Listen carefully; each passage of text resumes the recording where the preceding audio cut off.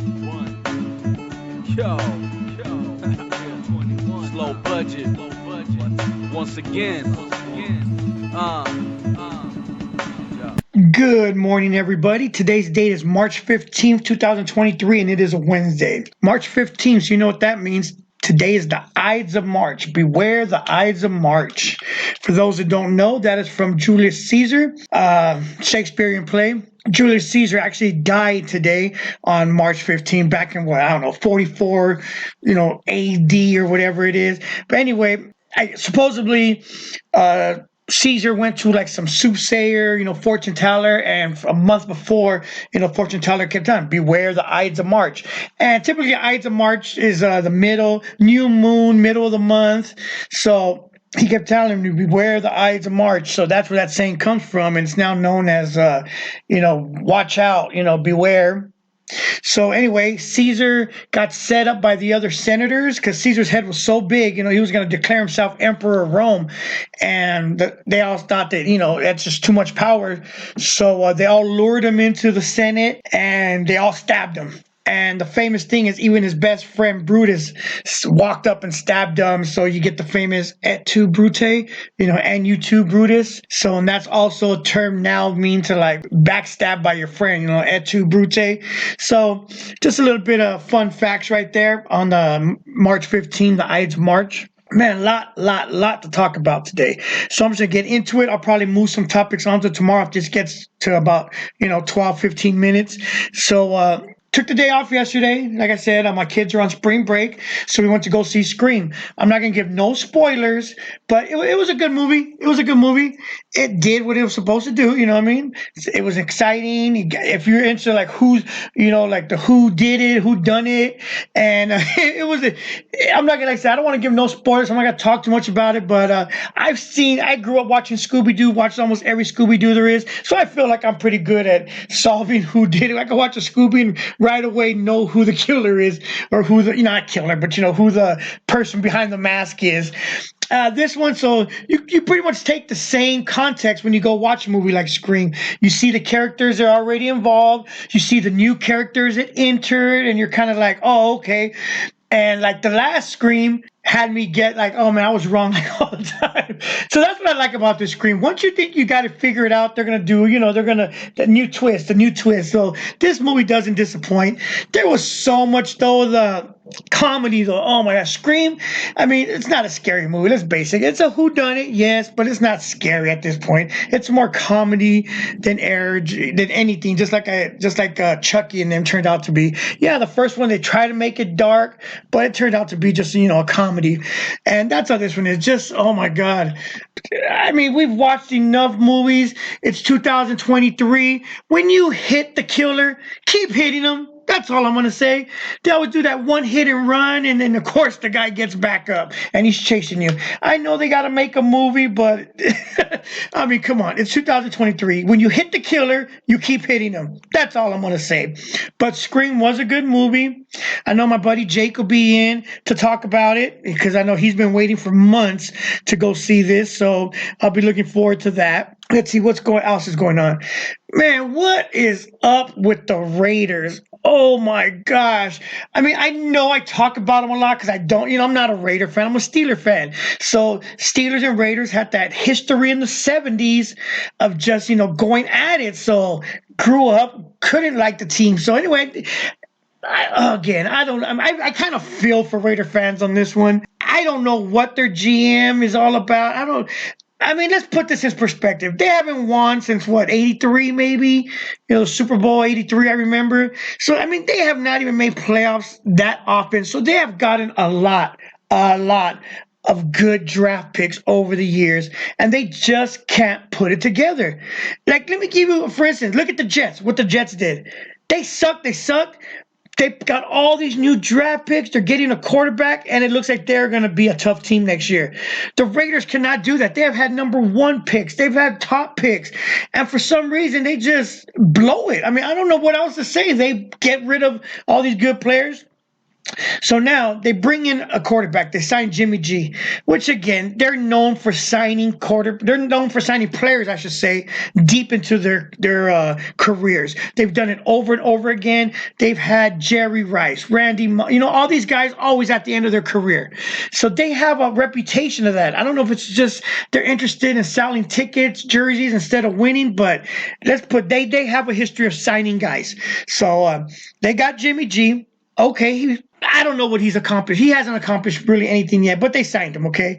So what do they do right after signing a quarterback? They get rid of Waller.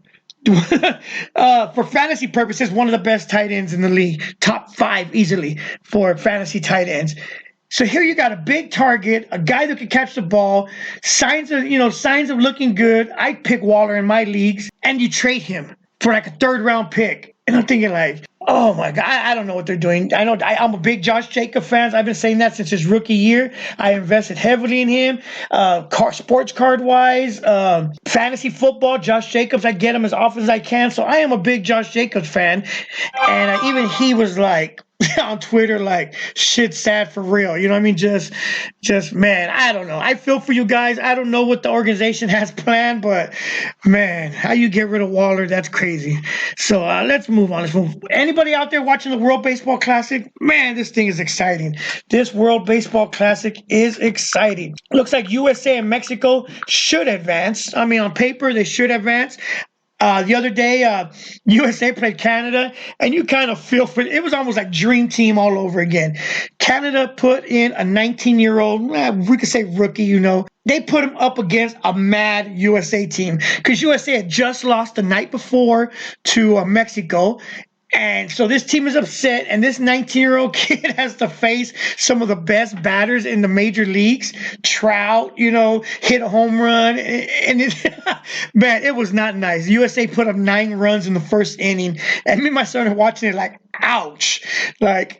And then they take him out. This kid only lasted 1 out. He got 1 out against the major leagues, put up 9 runs, and they pull him out. They put in a 25-year-old. Again, another guy that's only been to like AA ball. There's good and bad about this World Baseball Classics. One good is there was a kid from Nicaragua, 21-year-old.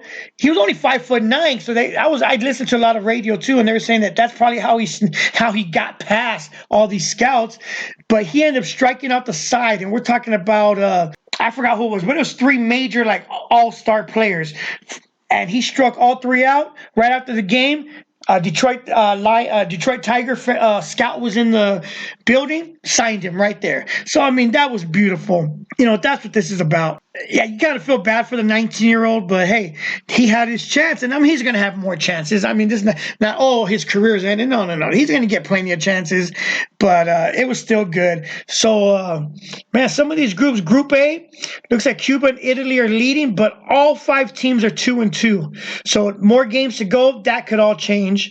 Group B, Japan is dominating 4-0. I mean, they got Shoshan Otani. They have another good pitcher. So Japan is going to be hard to beat. They've already put up like 38 runs and only given up 8. Looks like them and Australia are leading, but you still got South Korea, Czech in there. Now, Group C is Mexico and USA. On paper, Mexico and USA should advance. There's going to be some good games today. Mexico versus Canada at 3. Dominican Republic and Puerto Rico at 7, and the U.S. plays Colombia at 10. So if Mexico and USA take care of business, they should be advancing. Now, Group D, man, this is tough. You got Venezuela, Puerto Rico, and the Dominican. Any of those 3 could take it all. They're just stacked. Venezuela's undefeated.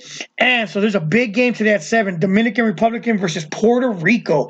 Winner of that more than likely will go on. And Dominican is stacked. So that's going to be an interesting game. But like I said, this World Baseball Classic is fun. It's like the Olympics of baseball. We'll be watching all 3 games today, me and my son. I'll pick him up in a little while. And let's see what else is going on. Oh, I don't know if anybody out there plays fantasy baseball, but fantasy baseball is starting baseball starts in about 2 weeks, Major League. So me and my son already done about 2 drafts. He was mad because he's done 3 drafts already. All 3 he's been number 9 pick. I've done 3. twice I got the number one pick. So of course I took Otani. I mean, that's a no-brainer. And then the one against him again, I got the number 6 pick. So well, I'll follow. I'll keep update through the season, who's winning and stuff. So me and my son will probably do a couple more draft picks today. It's just fun, you know what I mean? Fantasy baseball, bragging rights, you know. So I want to talk about. So let's jump to the NBA real quick. Man, I'm watching some of these videos, and what happened? I mean, I honestly want to know what happened. There used to be traveling calls, carrying calls. Now it's like they invented so much new shit. I watched the video of Jordan Poole. He's driving. He stopped his dribble because now there's something called a hezi. Oh, that's not traveling. That's a hezi. Hezi means hesitant. It's basically carrying the ball. You literally pick up your dribble, stop, pause, dribble again. That was a carrying all day long, you know, traveling. Now it's called a hezi. He drove in, popped back. Now they call that a Euro step. You have an extra free step to go backwards or whatever. So he Euro stepped back. The guy jumped in, he pump faked. Then he took and left and took off on his pivot foot, another traveling, and nothing's called. And then you look at like videos of John Morant. Traveling could be called anytime he touches the ball, but not in today's NBA. Oh no, that was a hezi. That was a Euro step. Oh, that was a pivot release. I'm like, oh my gosh, it's just gotten crazy. And none of that was back in the day. I mean, it was traveling, carrying, you know, and that's it.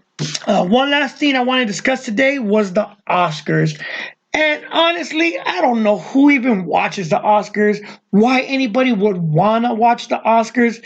All the Oscars are is a bunch of rich, crybaby, left-wing nut, pedophile loving, just actors, okay? Hollywood in general. It's ridiculous to begin with. I don't even know. The same people watching the Oscars probably watch the Kardashians. I don't know how else to put it.